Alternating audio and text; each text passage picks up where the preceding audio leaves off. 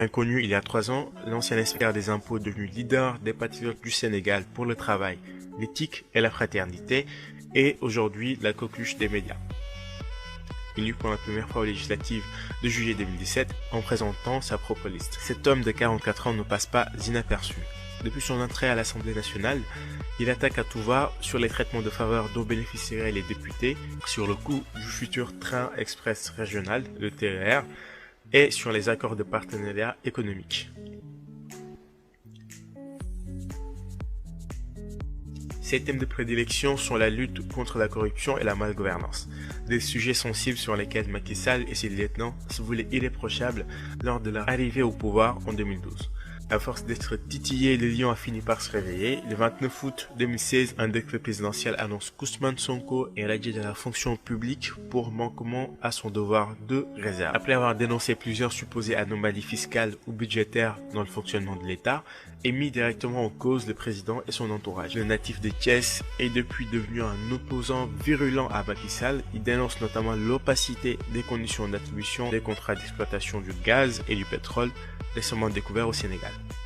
Dans son viseur, Aliou Sall, le frère cadet du chef de l'État, qui a un temps été gérant de la filiale locale de la société Petro-Tim, à laquelle ont été accordés les droits de licence d'exploration. Le 31 janvier, Sonko a présenté son livre Pétrole et gaz au Sénégal, chronique d'une spoliation, dans lequel il accuse le clan Sall d'avoir violé le code pétrolier et la constitution.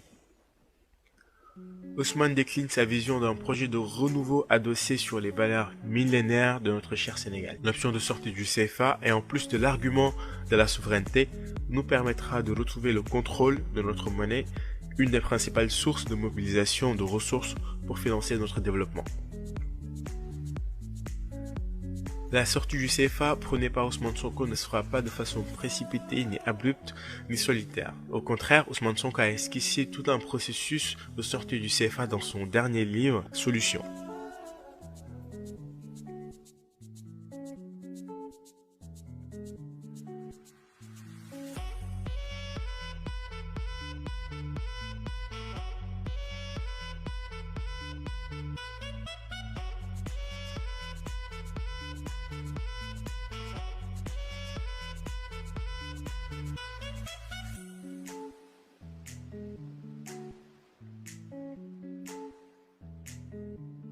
Parmi ses soutiens, Thierno Alassane Sall, ex-ministre de l'Énergie, congédié en mai 2017 après avoir refusé de signer un contrat avec Total, et Abdoul Mbaye, l'ancien premier ministre devenu opposant, lui aussi, en première ligne dans les affaires pétrolières et gazières.